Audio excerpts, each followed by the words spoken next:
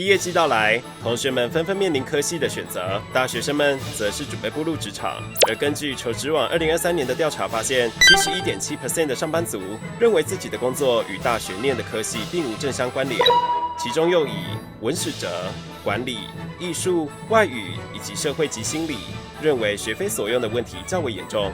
科系的选择是否影响你未来工作的出路呢？本次哈哈台就带你一起来看看各大科系出身的同学与社畜们是怎么想的吧。首先，我们先来看看路人们眼中最好找工作的科系是，应该是财经什么等等的吧。感觉现在很多人都在学什么投资啊，对，电机啊什么的，台积电那种半导体强制要的那种。法律系法律系都可以当到总统了，应该不难找工作。还有医学系，人在就会有需要看病嘛。我觉得是医生呢，医学系那是没办法被取代的。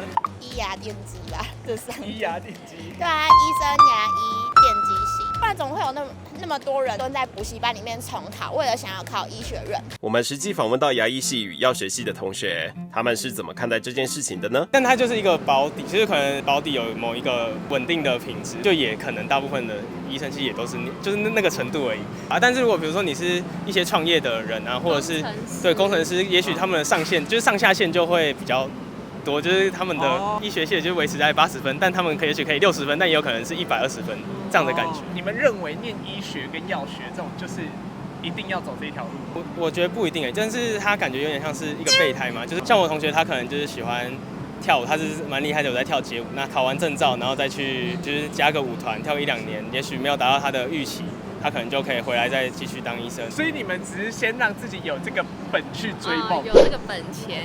但我应该是好厉害啊！对啊，好高级哦。根本就是镶金的备胎。除了医学外，也还是有其他未来方向明确的同学们。所以你们两位是什么系的？我们是大气科学系。然后我对你们系的刻板印象就是就像主播。比起主播，更令人在意的是大气科学系的默契。大气科学系在做什么？写扣。你们在写扣？因为我们需要分析蛮大笔的资料，然后去进行比如说预报啊，然后我们用观测，然后去预报这样子。这种大气科学系的人出去玩的时候，他们会让你们说，明天会不会下雨？会很长，很长。就是有人说明天会不会下雨，然后没有下雨，那该叫，然后下雨了就说，反正就不可能叫他们就可以该叫。多吗？首先我们可以看到呢，就是这里是我们台湾的位置。那可以看到，在我们台湾的这个是西南侧这边有一些低压的系统开始在发展。然后接下来到不确定是明天明天21号的晚上的时候呢，会开始有一些滞留风在这边发展。对，然后就是我们俗称的梅雨。接下来几天都还是天气稍微不稳定的情况，所以请各位朋友出门还是带外套、雨具。对。很明显的，更适合当儿童台的哥哥。堂课叫做大气测计学，然后他那一题的题目是就是卫星跟地面上那个连线的那个点，一个点就是卫星，然后就是在我们天空上，就是它正对着那个它下面那个点叫做什么？你想卫星下面的那个点，答案会是什么？3个字，什么点？什么点？卫星下面点。星下点。对，答案星下点。是假的啊？对，你知道我答案写什么吗？多，而且我写得很开心哦。卫下点。新据点。卫星没有发错定位，只是定在307包厢了。学以致用的还有这2位在球场练球的同学。政治系、财经。那你念政治系目前感觉呢？有后悔吗？没有后悔，但就是会发现很多就是对政治很有热情的人，就他们会去当就是党工啊，对啊之类的。这样子你会感到有压力吗？我觉得我蛮有压力吧，因为我觉得他们都对未来很有想法，可是可能相较于我就是还好这样。有啊，你很认真在练球啊。可是练球不可以当未来吃饭的路啊。没有，我觉得你练这个如果要走政治工作是有帮助的。为什么？为什么？有时候立院也会需要一些工程。你说那个拿橄榄球啊，然后拿了就对啊。我觉得你就不会被摔下来。不过这趟访问期间，还是有不少人念的科系与自己想象的不同。这位是在国外念书的女子。你现在念的学校是纽约大学。纽约大学是不是很难进？也还好啦。你是主修什么系啊？应用心理学。我读得很伤心。就是我以为就是可以去分析人，超级就是就是刻板印象啊。对啊，我就是刻板印象，我被心理学自己骗了。而他也分享了自己在心理学学到的心理知识。有一个我最记得的是单字叫 bystander effect。如果你一个人被揍，然后全部人在围观，如果你需要救援的话，你不能就是说大家救我这样子，就是他们以为有人会救你，所以他们就不会去伸出援手。但是如果你是马上指出一个说你来救我这样子的话，就是被指派这个使命，是他就会来真的救你，你懂吗？你有懂吗？他说如果我有一天被坏人挟持还怎样在路上走，然后我要直接抓一个人，叫我你定义。至于他会读心理系的原因是，我原本想要读商科，就是marketing 的，就是行销。如果我想读行销，那如果我去读商务科的话，那我申请工作，他们就会商务科这样子。但是如果我读心理学，他们就OK 这样子。大家不是吗？会吗？不会吗？不会啊。那选错了。白念了。除了念错科系，有些同学则是念完后才发现对于未来感到迷惘。研究所念传播。大学是念什么？我念历史系。那为什么会想念研究所？因为历史系会饿死。虽然如此，但他依然态度乐观。我不会后悔。不后悔。基本上你今天不管你读任何科系，其实你都会有理想值跟现实面的一个落差。今天我就算念商学院好，感觉大家比较有出路。很多商学院的朋友，甚至是理工科系的朋友，他们进去念之后也不知道自己要什么。但历史系的课业比较没有那么重，所以我就可以，我就是都要去探索自己的人生了。那我还不如读一个课业压力没有那么重的。那如果人生真的重来的话，你会选什么？你还会选历史系吗？不会。无独有偶，这位民族系弟弟对于未来的出路也有些疑惑。是念什么系啊？台湾只有一个叫做民族学系的民族学系。民族学系里面的课程内容是什么？人群之间的互动啊，还有一些文化之间脉络，我们怎么去看待人的一种群体在历史上面的发展脉络的进程，这样大概是这样子啊。民族系相对来讲，直观上你没有办法马上去对应到现在的那个出社会之后的一些工作。会不会后悔念这个科系？我觉得不会，算不会后悔。虽然晚上有时候会要睡觉的时候会想说，我干嘛读这个系？用另外一个角度讲，就像爱因斯坦嘛，你就是说这个方法行不通，但是你就知道说有什么我更靠近成功的那一步，适合我的那一步。蓝麦拖爱因斯坦下水。我那时候没有填就是媒体相关的科系，就对我来讲有点小难过、小后悔，怎么会没有想到还有这些科系可以去看？说到底你就是后悔的嘛。对，你刚才那边跟我说你不后悔。大家今天都在嘴硬呢。不过有位工业管理系的男子在一开始就多方发展了兴趣。那你们平常到底在做什么？现在画画比较多。我的偶像是威廉·德库宁，就是他是一个抽象表现主义的。就是那时候时期的画奖。你现在讲，我真的以为你是个美术系耶。他原本想说，我就是直接讲我是台科美术系。这是你的作品？和他一起画的。你也会画？他刺青呢，刺青师很厉害。了解。要写的。那这样我看一下。这是写英文诗啊。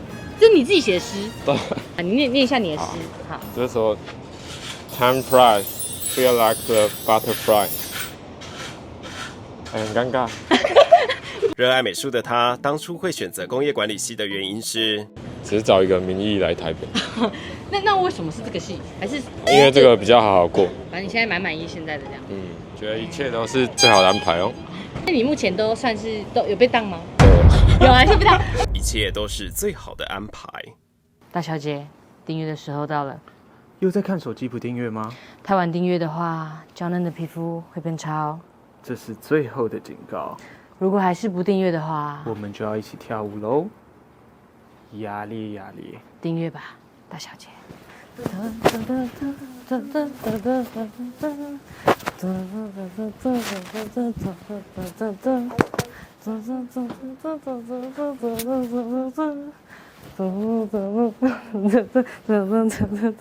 场外插播，公管系与经济系的女子和我们分享了台大的一个标签。台大的不同院会有不同的竞争感，会对不同的学院会有不同的标签。管院蟑螂，管院蟑螂，比如说讲话会晶晶体，有点 international。我明天有一个 meeting，你这句话很有 insight 耶。我跟你讲，跟你是个管院的人，你听到管院蟑螂你会不爽吗？其实不会，我有时候觉得也蛮像的，就是你知道人没到你就先闻其声嘛，就是那个声音很大，然后你知道有一个声音，然后就有一群，有一个人就有一群，蟑螂就是这样子啊。对，那你没错。现在毕业，你现在回想起来，你有后悔念公管系吗？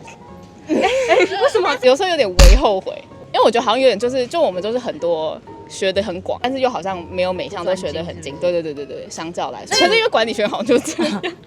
毕业后就会成为全方面的管理蟑螂。而让我们好奇，究竟在选择科系上，大家会以兴趣为主，还是工作为主呢？选择自己的兴趣吧。我觉得兴趣不一定能当饭吃，但是你会过得比较开心。应该会选银河兴趣，但是如果你的科系真的是在工作方面完全找不到的话，也是有点不推荐。工作选科系，兴趣可以当做那种饭后娱乐就好，不用工作养兴趣啊。大家都会想要先听父母的话吗？但是我觉得还是要自己先试试看。如果大不了真的行不通的话，再重考啊，像他一样。喝糖就也中枪。我觉得你要选你自己有兴趣的，因为没有人可以为你的人生负责。那如果把兴趣考量进来，你会想要念什么系？就不用读大学啦。现在喜欢什么科系你就念吧，然后到时候再说。但是一定要认真学习，你才会发现你想要什么东西。对，你觉得他很认真吗？有啊，我觉得他都很自律。那你不觉得他应该才去参与政治吗？政治有需要自律吗？我觉得兴趣能力可以教，但热情没了就没了。对，我觉得大学不是职业训练所，它就是培养你能够培养一个能力，然后你要怎么去组合你自己的能力才是最重要的。就像台大最厉害就是人脉嘛，会遇到不同的人就会产生不一样的火花。就像你小时候可能在一个充满爱的环境里面长大，但是你长大之后就会发现，其实你对别人真的很有爱，但是你自己不会察觉到耳濡目染，无形中被培养。对，我觉得这是无形中的东西。对此，这位 DJ 问号与他的员工也有相同的想法。以18到22岁这个区间，人生这个阶段，我觉得选环境会比选科系重要。你一天到晚跟一群就是很聪明的人相处的话，其实刺激蛮好。就是你可能原本没有办法那么透彻想很多事情，但他们会给你很多很赞的意见，跟他们思考的脉络嘛，你就会借鉴之后，你就会成长。所以跟一群很屌的人混，总比跟一群下面人好嘛，对吧？这很正常嘛。刚是消音的嘛，刚是消音的嘛。不过，既然眼前就有一位老板，当然不能放过这次的机会，询问面试会遇到的问题。我们来看一下老板平时面试的题目是什么好了。我那时候好痛苦。来聊一下。讲一下你5年后你想变什么样子？你那时候的回答是什么？记得我有点忘了。哦，他有跟我讲说，他没有想要变成一个超级厉害的什么样子的人，他想要一个很安定可以工作的环境。他把这个问题丢回来，然后他说是个我是个想要靠大树的人，然后这样看着我这样，是大树吗？我很坏，对，很坏。但其实我问这个问题是想要知道你有没有在思考，然后你回答就乱七八糟，其实都没差。我希望你是一个有趣的反应，然后那个反应是有脉络的，你可以说服别人。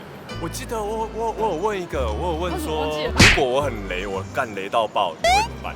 我说什么？我怎么不记得？然后他又说，我会骂人呐。好，可以。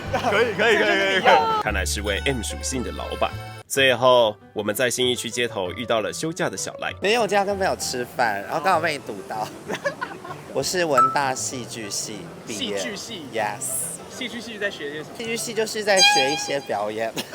我觉得最重要是学会如何信任别人，以及我觉得很重要是你会学着怎么比较会聆听别人的想法。因为我现在偶尔会拍一些戏嘛，我们跟没有演艺经验的人最大的差别是聆听，这个很重要。然后这个是跟其实生活也有关系，就是比如说我真的因为我跟 Gary 其实认识。撇开那个工作，我很会听别人的心事或是干嘛。所以你有听过我的心事吗？有吧？不少。对于有明星梦而进戏剧系的各位，小赖有其他的想法。如果你是想当明星，你 only 这个想法，你会落差很大。人生最错的一个决定就是以为可以进演艺圈，所以去读戏剧系。哦，真的吗？但应该说你能接触到比较多这类的，可是你说要真的进去或是无缝接轨，完全没有办法。你什么戏其实都很靠近演艺圈。老实讲，就是什么新闻系也可以当明星啊。就那个09是食品加工。好像是这类型的，因为他本来要当厨师，好像是财经资管那类的，好像我不太确定啦，而且我忘记了，但他也是不是演艺类的，这可能更不是了，可能没念吧，我没有开玩笑，开玩笑。老实讲，我现在已经觉得没有任何一个科系是绝对必要或绝对不必要的，因为我觉得很多事情是人类的温度没有办法做到的，就是你电脑没有办法，因为像我们可能唱歌。都可以用 AI 了。你会担心你的演艺生涯未来会被取代？我觉得应该蛮难的，因为我比较多面向。因为我们唱 live 可能会有一些可能会破音啊、走音啊，或是有一些呼吸，这些我觉得 AI 模仿不来。对，瑕疵美是很重要的 ，live 就是要听瑕疵美啊，破音我大鼓掌。至于在科系上该选兴趣还是该选工作呢？一定是有兴趣的。真的吗？绝对20000%有兴趣，不要再听什么爸妈希望你读什么系，出来4年你也没在做那个啊。我觉得你只要选自己100%的兴趣，因为老实讲，什么科系有未来 ，Who care？ 要加 S。当时学剪接的，你知道今天这么发达吗？当时学剪接被骂个半死吧，就是什么学那个什么，哪有什么出路啊？现在夯到爆，毕业到真的出社会还有4、5年。这个世界也不知道会变成什么样子，所以我觉得每一个科系它真的都有未来。你看我学戏剧系，全世界都不看好，全世界爸妈都觉得戏剧系未来到底要干嘛？可能爸妈会说，你看100个人念戏剧系，有几个可以变小赖？跟那些爸妈讲，请相信你的孩子，因为只有孩子喜欢这件事情，他才可以发挥他100%的努力在上面。是因为我够喜欢，我可以成为那1%的人。但如果今天你叫我学一个理工系列、电机系 ，OK， 我再聪明，我不爱，我就不会拿出100%啊。遇过很多人都是喜欢这件事情，他会自己去研究到他最深处做的最好的地方，都是因为我喜欢这个东西。爸妈不要再残害小孩了，好吗？结论，我觉得你要选你自己有兴趣的，因为没有人可以为你的人生负责。能力可以教，但热情没了就没了。对，有些时候不会只是学就是学校教你的东西，你有兴趣的话，你也会更用力的去找其他方法去学更多东西。然后就更容易在那个舞台上发光，我是这样想的。送给正在准备考试的同学，想念什么就冲吧，别做出会让自己后悔的选择。祝福各位同学们毕业快乐。还是可以包着你，我可以扛你，我可以扛你，我可以扛你。好，让你扛下，让你扛下。好 ，OK。好，那你就我要做什么？要做什么？你就趴在我背上，趴在你背上。3、2、1的时候，你就跳起来。好。3、2、1。哦，再见，杰尼。我是春晖社，但我就记得学长姐会很凶悍这件事情。学长学弟有啊，学长学弟都会骂人，眼睛闭起来，他们都要故意耍狠。不知道凶什么凶。对，我想起来就是那时候，因为我们都要跳舞，都要跳我们的社团的舞，然后他都会要求我们要喊出来，然后要很有活力什么之类的。然后没有跳好的话，他就会按音乐按暂停的时候，我叫什么都不叫，我会叫出来是不是？我接你刚刚手举起来，对啊，搞什么鬼啊？然后场面就会陷入一阵尴尬，然后就安静，大家也不敢讲话。我那时候有时候在偷笑，想说就是有必要那么凶？而且你也才大我们1年，没有什么好凶的。对，他们在扮演某种威权角色，对教官体制。对，这是一种疑度。对，各位乡亲，咱 Podcast 的完整版，请上各大平台搜寻哈哈日记。太 original。